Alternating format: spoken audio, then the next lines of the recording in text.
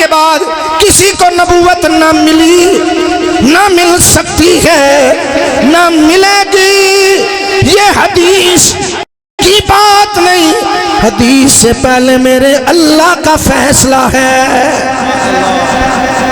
جو نبی پاک علیہ السلام کے بعد کسی کو نبی مانے، گویا کہ اس نے اللہ کے فیصلے کو رد کر دیا، ٹھکرا دیا۔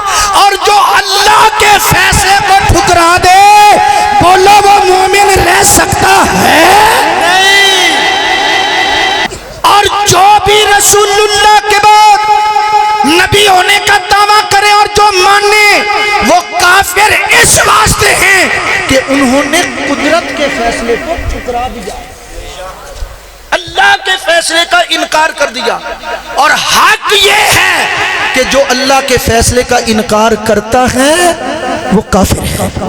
میرے آقا کا شہزادہ سیدنا ابراہیم بن محمد علیہ السلام رضی اللہ عنہ جب فوت ہوئے تو آقا کی آنکھوں سے آنسو نکلے۔ محبوب نے فرمایا دل روتا ہے، آنکھیں غم سے آنسو بہاتی ہیں، مگر سن لو لوگوں، اگر یہ میرا بیٹا زندہ ہوتا، بالغ بنتا، تو اس کے اندر قدرت نے وہ تمام کمالات رکھے ہیں، وہ تمام اوصاف رکھے ہیں جو ایک نبی کے اندر ہونے چاہیے۔